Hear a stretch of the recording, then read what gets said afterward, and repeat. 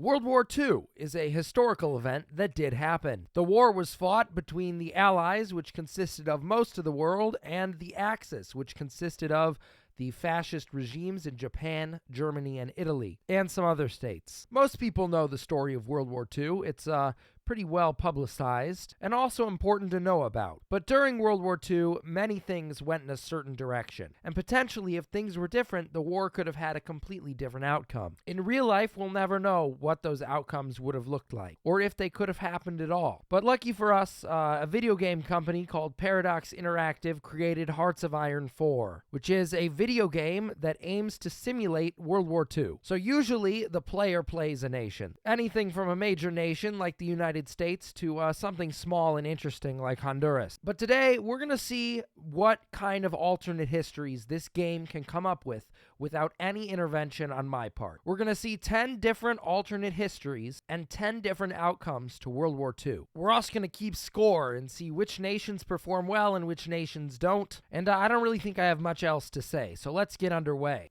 Alright, so for the first game, I decided to record a time-lapse just so we could talk about it, and then for the rest, I won't. So the first thing that happens in this period is the Spanish Civil War, generally fought between the communists and the fascists. As you can see, in this particular simulation, the fascists win handily and just destroy the other two factions. Now, after that, Germany does Anschluss, which is when they annex Austria, and then they also annex Czechoslovakia like they did historically. Here they start the war, invading Poland, and then France, and then Denmark, and then Norway. All right, so here Germany's off to a, almost historical start. Italy conquers Yugoslavia and Greece as well. Next up, we got the German invasion of the Soviet Union, which happens in about 1941 in most cases. As you can see, the Germans do pretty well. In Africa, the Germans and Italians are still holding on to Libya, which sometimes doesn't happen. The Germans are making their way through Ukraine and Belarus. They're almost to Moscow, but not really. This is kind of a bad attack for the Germans on the Russians. The Russians, of course, in this period are the Soviet Union. That, I guess, makes them stronger. For some reason, in this particular game, they have decided that they're going to create Estonia as a puppet state, which doesn't normally happen. Here you can see that there's some kind of push on the Axis side where Romania pushes into the Soviet Union. In fact, the Germans take Moscow. Interesting here is that Turkey has joined the Axis, which does not happen very frequently. But then the Allies have invaded from the south. They invade Italy. They take it out, replace it with the puppet state. They invade France, rebuild the Benelux, and now Germany is not looking so good because, as you can see, the Allies are invading from the west, and from the east, the Soviets have gotten their legs back, and they're invading at a rapid pace. Both sides converge on not quite Berlin, and then the teams just wrap up the war at the end by taking out Bulgaria, Turkey, and Hungary. So yeah, this is game one, an Allied victory, if you're going to include the Soviets in the Allies. For scoring, we will include the Soviets as separate from the Allies, because sometimes the Soviets can go to war with the Allies. So, as you can see, we have British Italy, which is purple. We have Soviet Czechoslovakia. The Soviets got a lot of puppet states, even though they didn't really do very much in this war. In Asia, we didn't get to see this because I didn't record it. It's impossible to record everything at once. China actually beat Japan, kicking them out of the continent, but Japan still did pretty well. USA, of course, huge powerhouse, so many factories, and they're sending all of their troops to fight in Europe. But yeah, this is a pretty solid Allied victory, split three ways, or only three ways between the Soviets, the Americans, and the British. That's what happened to Germany. Pretty interesting outcome. The way scoring is going to work is if a team survives, they get 1 point. If they eliminate both of the other factions, they get 3 points. And we'll see who has the most points after the 10 games. Japan, for some reason, always survives pretty much, so they will not be scored.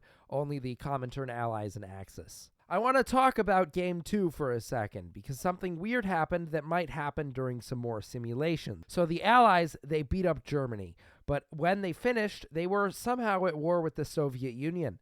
So now this means that the Allies are invading the Soviet Union. I think this is really funny. This is like the Cold War gone hot. It's 1950, so there's probably a bunch of nuclear warheads being used. But this is a wild timeline, one that I would really prefer not to live in. I mean, it's so funny that the United Mexican States own Romania and a bit of Bulgaria. And Moldova. I can't forget about Moldova. I mean, this conflict has even spread into China. We got China, who's allied with the Soviet Union, and we've got communist China that's allied with the Ally. That does not make a lot of sense, I will not lie to you. This game also features a democratic Japan, which was probably created when the Allies took out Japan. Well, the Allies won. They beat the Soviets and they beat the Germans. So this is just overall a massive win. 3 points for the Allies. Maybe they should even get bonus points for beating Japan too. Next up, we got Game 3, and the United States are doing okay, but if you come over here, you will see that Germany took the dub this time. This one went really, really long. So the Allies are kind of invading Germany, but it's a stalemate, and it's not going anywhere. Germany did manage to beat the Soviet Union, and Japan just went crazy over here. That being said, I'm calling this one a draw between the Allies and the Axis.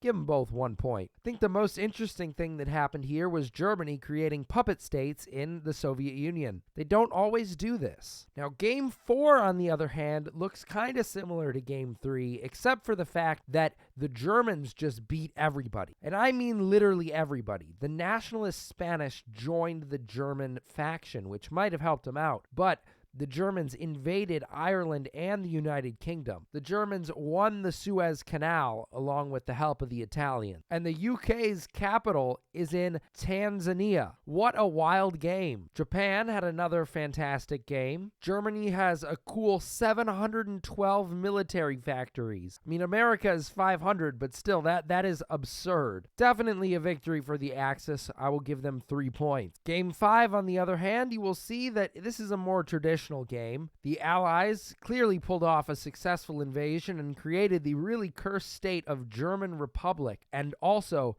German Republic. I mean, aren't these borders just fantastic? And Poland, you too? I understand annexing all this territory, but did you really need Bulgaria? Really? Anyway, I actually watched this one live, but I forgot to record it. I think the thing that makes the Germans and the Axis lose is the fact that sometimes they don't annex France right away in 1939, and that just stalls their war forever. And then later, the UK and the Allies just went on a tear, annexing Russia, and then they came around, and then they annexed the great state of Japan as well. Huge Allied victory. 3 points for the Allies. All right, Game 6. Oh, I think I've seen this one before. It's another Allied sweep. This game, I think, is notable because instead of creating Czechoslovakia and this tiny bit of Austria, the Allies decided that it would be funny to make the German Republic have all the territory of Czechoslovakia. Why? I really don't know, and I don't think I want to. You can tell Spain went nationalist and got destroyed by the Allies in this one, because they're not nationalist Spain. Oh no, they're just Spain. Japan here is still at war with the Allies. I think they would lose if the game continued. But overall, Japan just has some phenomenal games. This is another Allied sweep. 3 points for the Allies. In the last couple games, the wars ended earlier. Most of the previous games, they ended in the 50s. Here, they started ending in the late 40s. Now, this one is really confusing to me because the Allies, of course, took a massive dub, eliminated the Soviets and, of course, Germany and the Axis, but they created a Germany that was stronger than Germany at the beginning of the game. They straight up took Hungary's territory and gave it to Germany, even though they beat Germany in the war. We also have the Russian Federation, which is, of course, democratic, but also Soviet Poland, who's in a faction with the Soviet Union, which only consists of this northern part of Iran. You can't make this stuff up, guys. I think this game, Game 7, gets the award for the weirdest game. I mean, France decolonized. Can we talk about that for a minute? It's a rare occurrence. I'm pretty sure this game will keep me up at night.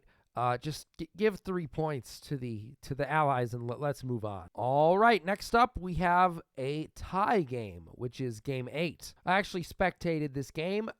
Basically what happened was Germany got off to a slow start and then they got sandwiched from both sides by the Soviet Union. Soviets are the big winner in this one. They got pretty much all the puppets they could, except for British Italy. How many times have we seen British Italy? I swear, the purple colors appeared in almost every single game. This must be with the new plane DLC, whatever is going to happen. I don't really think there's much to say about this save. I mean, Japan had a decent game, except they failed to beat China, which is for some reason a frequent occurrence. It's not that hard, Japan. But yeah, chalk up 1 point for the Comintern and 1 point for the Ally. Game 9 coming right at you, and oh no. They did it again. They created the Federal Republic of Germany, which owns a ton of territory. I don't know what's worse, the German Republic that looked like Czechoslovakia or the Federal Republic of Germany that is just a monstrous entity. Soviet Poland making a return. I mean, honestly, this is the same peace deal as in that previous game. We have the Republic of Iran, we have the Republic of Iran, we have the American Democratic, or the Azerbaijan Democratic Republic. Sorry, guys. In this game, we also have American Japan, and I was actually watching this game, so I saw it happen. Basically, the Americans, pretty much in 1942, invaded Japan, shut them down, created a puppet state. There's a scripted deal in this game where once they do that, eventually it becomes free. The Free State in like 1943 became fascist again, declared war on the United States again, and then the U.S. invaded and just straight up annexed them. Weird game. Anyway, I think by now you can maybe see the side that the game is skewed to. The Allies seem to be taking a lot of dub, and the Soviets seem to be taking very few, which is honestly surprising, because that means if the Allies are doing well, that means the AI needs to know how to do a ton of things, like, naval invasions. You'd think that the countries that pretty much exclusively fight on land and in the air, like the Soviets and Germany and the Axis, would do well, but they don't. The Allies are just like, Uncle Sam, good morning, and they destroy everyone. Actually, a low game for the United States in terms of military factories. 263 is pathetic. I rest my case. 3 points for the Allies. Now we got Game 10, the last game of all the games. The shortest game of all the games. Or actually, I didn't finish it. This is just like Game 1, actually. Except Turkey is in the Ally. This game ended like pretty much all the other games. British Italy exists. We have the 3-state solution, which I think that's the second or third time we've seen that. Big Soviet Union borders and stuff. Strong Japan, as usual, failed to defeat China. Stronger USA than we usually see. But because the Soviets are not at war with the Allies, they could be at war with the Allies, but they're not. I think we'll call this one a tie, 1-1 for each the Allies and the Soviets. So what did we learn? Alt history generally involved the Allies winning, which doesn't really make it much of an alt history. But historically, the Allies did have the advantage in World War II, which did result in their victory. And also, it's kind of optimistic to know that even though the world might not be going so great at times, you can boot up Hearts of Iron 4, and odds are that good will prevail in the world, and the evil faction of the Comintern and the Axis will be defeated. That being said, if you're looking for a challenge in Hoi 4, you probably shouldn't play one of the Allies because they win a lot. Surprisingly, the Soviets won the lead. It's a little crazy because they had a whole DLC about them like not that long ago. Hope you guys enjoyed this. It's a very different video concept, but I was trying to spice it up and become an innovator a little bit.